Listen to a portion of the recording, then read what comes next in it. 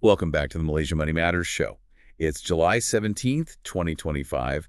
Today, we're doing a deep dive. We're looking at the key financial, international, and political news that's really shaping the markets in your world. Ready to unpack this? Absolutely. We've gone through quite a bit to pull out the core insights for you today, trying to connect the dots, between global trends and what's happening right here. Great. Let's kick things off with the Malaysian market pulse then. Seeing some significant shifts, starting maybe with Bursa Malaysia. They're expected to report weaker Q2 earnings. Net profit potentially down, 37% year on year? That sounds pretty steep. It is, yeah. Around RM 51 million is the projection.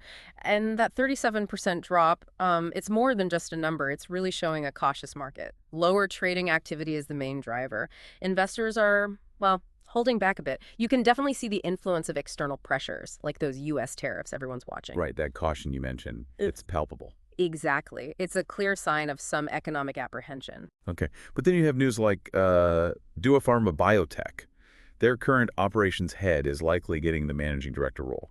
Continuity, I suppose. Yes, continuity is part of it, but I think it's also about strategy. An internal promotion like this, it suggests they're really focused on executing their existing midterm growth plans. For investors, that signals stability, sticking to the vision, Right. not a big pivot, which, in the pharma market can be quite reassuring. Stability amidst caution. Got it.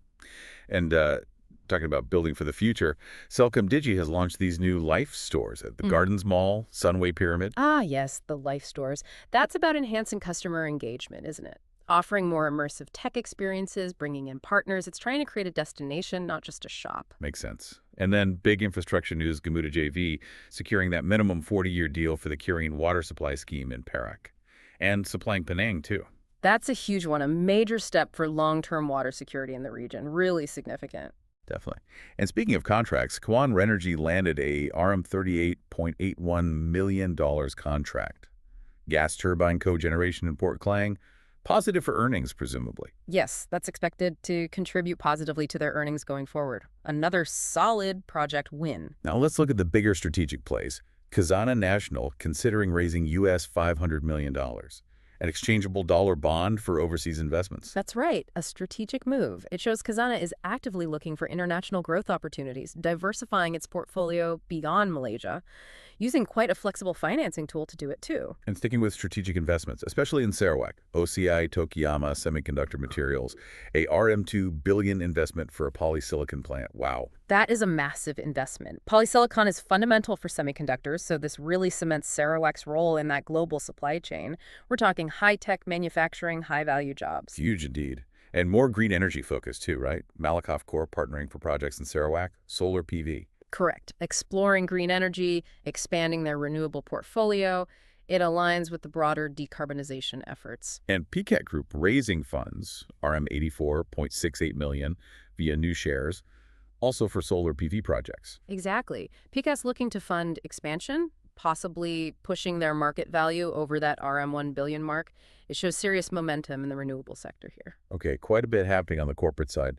What about Kanchong Motor Holdings? They got an unusual market activity query after their share price jumped over 36%. Yes.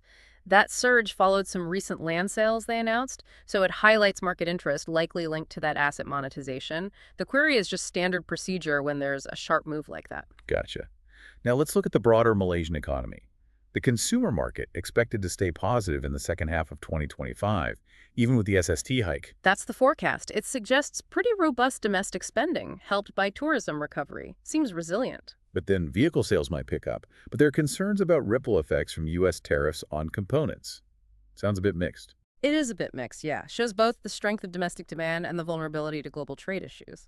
Local spending is strong, but external risks, especially those tariffs, they're a real factor for sectors like automotive. And what about producer prices? The producer price index up 0.3%, driven by agriculture. A modest rise, yes, 0.3% in 2024, mainly from agriculture gains. Reflects a slight increase in producer-level inflation, but nothing too alarming there yet. Okay, and quickly, fuel prices. RON 97 and diesel both up slightly. Just by 3. For the week of July 17, 23, RM97 at RM 3.21, Diesel in peninsular Malaysia at RM2.91. Just reflects those ongoing adjustments to global oil prices. Right.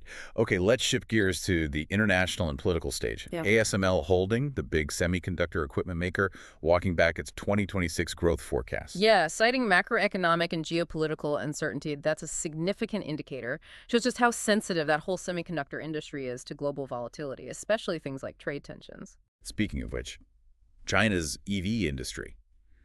The cabinet there pledging to regulate irrational competition, strengthen price monitoring. What's behind that? It's about trying to manage an intense price war that's been happening in their EV market. They want healthier, more sustainable development for the industry, not just a race to the bottom on price. Interesting. And Indonesia's central bank cut its benchmark rate, plus a revised U.S. trade deal. Yes, a 25 basis point cut to 5.25%. And that revised U.S. trade deal is important. Reduced tariffs on Indonesian goods should help boost their exports and provide some economic certainty. Good news for them. Okay. Now, back to semiconductors and trade. NVIDIA planning to increase supply of those Chinese-compliant H20 chips to China. This follows some easing in U.S. export restrictions. It's NVIDIA navigating the complex rules, basically trying to maintain its market presence in China while staying compliant, a balancing act. Definitely a balancing act. And across the pond, UK inflation, unexpectedly up to 3.6% in June, highest since January 24. Yes, that was a surprise. Makes the Bank of England's next interest rate decision quite tricky. Shows those inflationary pressures are proving sticky in the UK. And U.S. producer prices, unchanged in June. Tariff effects offset by weaker services. A mixed picture there, too. Tariff-induced goods costs went up, but weakness in services canceled it out overall. It complicates the U.S. inflation narrative, showing how trade policy directly impacts prices. And this brings us back to tariffs again. Growing EU support for France to use its strongest trade tool against the U.S. if Trump imposes those 30% tariffs by August 1st. This is potentially serious. It signals a real risk of escalating transatlantic trade tensions. If France activates that tool, it could lead to a cycle of retaliation, significant uncertainty for global trade. Which links back to Trump indicating likely tariffs on pharmaceuticals and semiconductors soon, with those broad reciprocal rates set for August 1st. Exactly. It creates major global trade uncertainty. Everyone's watching this very closely. The potential cost implications are huge. On a more positive note for bilateral ties, Malaysia-China mutual 90-day visa-free travel started July 17th. Yes. That's a fantastic development, expected to significantly boost tourism and business links between the two countries. Really good news. And Malaysia's healthcare industry? The Ministry of Investment, Trade, and Industry is considering a new national roadmap. That's the plan, aiming to attract more investment, strengthen the sector as a key economic driver, create high-value jobs, a strategic push for healthcare. Okay, one last political point, quite sensitive. Malaysia facing calls to reject President Trump's proposed ambassador, Nick Adams, due to controversial views. Yes, that's creating a bit of a diplomatic challenge. It potentially affects bilateral relations, especially delicate right now with all the tariff talk. It's a situation to watch. Oh, okay, that covers a lot of ground. That wraps up our deep dive for today. Clearly a dynamic landscape with domestic strengths meeting some serious international pressures. Absolutely. And perhaps one final thought.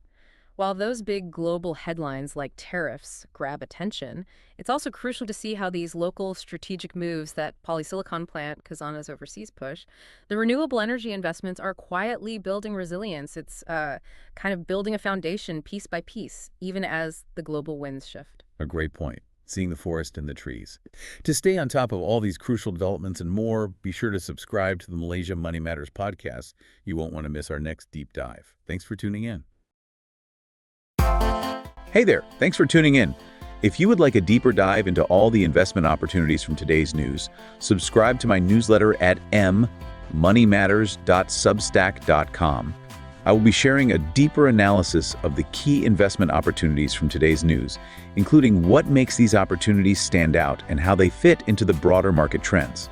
By subscribing to the Malaysia Money Matters newsletter, you will also get exclusive insights on my watch list and portfolio and fundamental reports on Malaysian listed companies.